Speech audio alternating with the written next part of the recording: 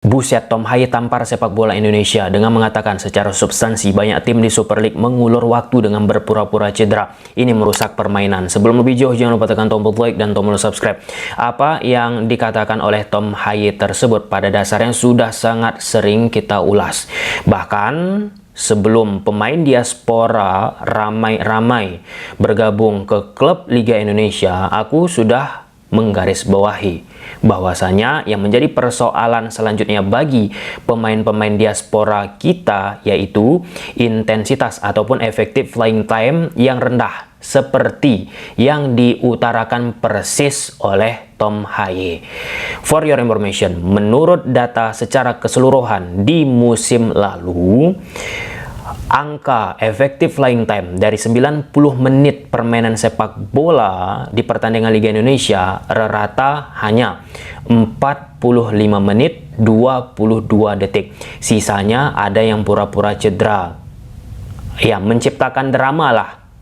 Whatever, apapun lah itu di atas lapangan. Dan yes, seperti yang dimaksud oleh Tom Haye, pasti itu akan merusak, akan mengganggu bagaimana kemajuan sepak bola Indonesia.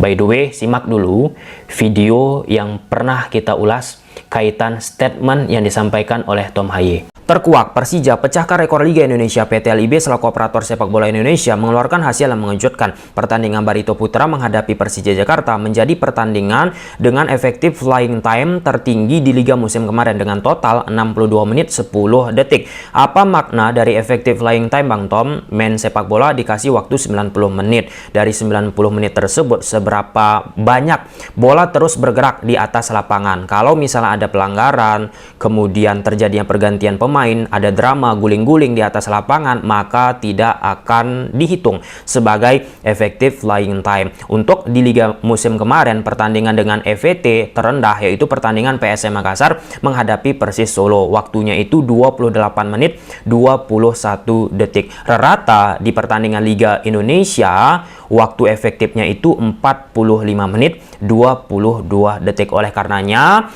pertandingan Barito Putra menghadapi Persija Jakarta menjadi benchmark yang diharapkan oleh operator liga kita ke depannya. Waktu efektifnya bisa seperti pertandingan Persija Jakarta. Nah, di level top elite seperti Piala Dunia, bahkan mereka sama ini effective flying time-nya seperti pertandingan yang dilakoni Persija Jakarta. Dari tinggi effective flying time tersebut diharapkan intensitas permainan terjaga, ritmenya oke, semakin banyak aksi di atas lapangan sehingga ketika mereka bermain di level yang lebih tinggi tidak ngos-ngosan lagi. Bayangkan saja kalau misalnya sudah ada waktu normal pertandingan sepak bola 90 menit, kemudian realitanya cuma bermain bola 20 menit di atas lapangan, tentu itu akan tidak membuat juga berkembang pemain tersebut secara sustainability. Silahkan tulis di kolom komentar. Yes, on point. Nah, lantas apa secara utuh yang disampaikan oleh Tom Haye? Kita baca. Saya mau mengatakan sesuatu. Ini bukan hanya soal hari ini, tapi soal liga secara keseluruhan.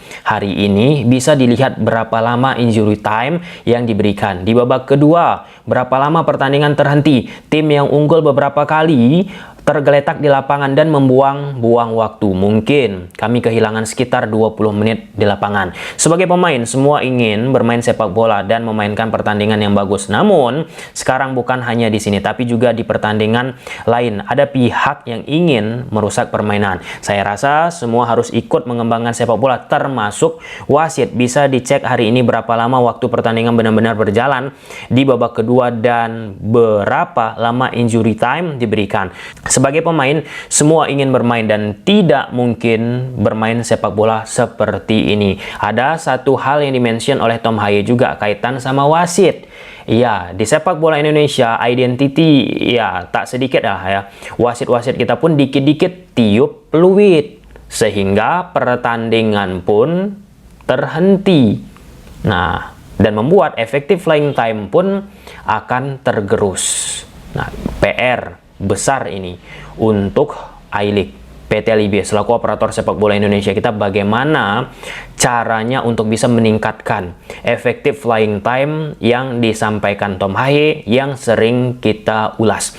Salah satu mungkin yang paling bisa dikontrol, yang bisa diintervensi, yaitu sosialisasi antara PT LIB sama PSSI, kawan-kawan, komite wasit, terhadap wasit-wasit yang dikatakan oleh Tom Haye tadi. Harus dipertegas standar foul, standar pelanggaran. Jangan dikit aja kontak, tiup peluit, berhenti pertandingan. Aku merasakan hal gitu. Banyak wasit-wasit kita, ada yang wasit yang oke ya, meskipun ada dikit kontak, terus saja play on.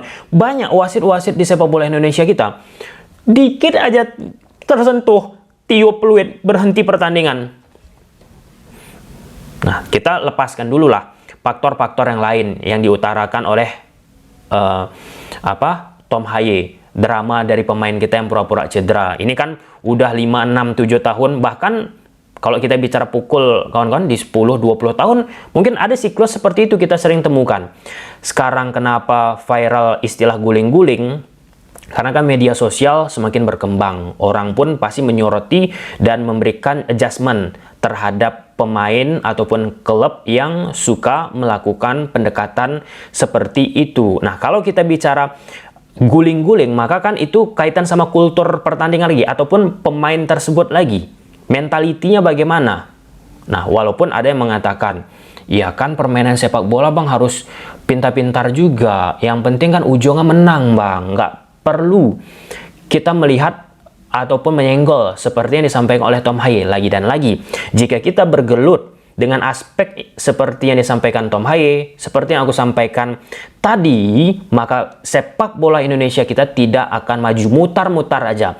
Salah satu yang akan berimplikasi ketika selanjutnya kita bermain di level internasional, kita intensitas liga kita rendah, main di level internasional engap-engapan. Dan ini pun akan berpengaruh nih terhadap Tom Haye. Jika Tom Haye merasakan bermain di liga dengan intensitas rendah, perlahan-lahan secara skill awareness-nya, intelijensinya, permainannya akan mengalami yang namanya penurunan. Dan itulah sebaliknya, kawan-kawan. Ketika pemain sepak bola bermain di level liga intensitas tinggi, maka pemain tersebut pun akan berkembang. Apalagi jika kita bicara pemain muda. Kan ada sering kita dengar pemberitaan pemain muda dari sebuah negara langsung direkrut, diajak untuk bermain di level tertinggi. Nah, lewat liga di level tertinggi tersebut, liga intensitas tertinggi itulah, pemain itu bisa dibentuk semakin matang, semakin mantap. Kalau misalnya pemain tersebut dibentuk di liga dengan intensitas rendah, tidak akan bisa berada di titik puncak pemain-pemain itu. Sebuah fakta, sebuah tamparan dalam tanda petik yang disampaikan oleh Tom Haye, tetapi ini hal yang harus dilakukan, hal yang harus diutarakan oleh Tom Haye. Sebelumnya juga sudah banyak disampaikan oleh pemain-pemain kita, terlalu rendah intensitas Liga Indonesia. Nah, bukan bicara timnas saja kita ya, bicara level klub-klub kita juga. Jika klub-klub kita terbiasa akan bermain dengan intensitas rendah, mereka main di level Asia sama juga akan kena bantai, akan dihajar habis-habisan. Nah, apakah PT LIB operator liga kita tidak memikirkan hal itu? Tadi sudah aku sebut, dari musim kemarin mereka sudah memetakan, sudah mendapatkan hasil. Pertandingan Persija Barito dengan 62 menit ternyata bisa di Liga Indonesia, itu akan dijadikan contoh benchmark selanjutnya di pertandingan sepak bola Indonesia. Dan semoga untuk musim ini kan datanya tentu belum ada, masih setengah perjalanan, kita akan mendapatkan datanya sampai akhirnya selesai semua pertandingan. Semoga yang sebelumnya 45 menit 22 detik di musim nanti ataupun selesai musim ini bisa meningkat. Mungkin sampai sini aja. Gimana menurut teman-teman? Silahkan tulis di kolom komentar.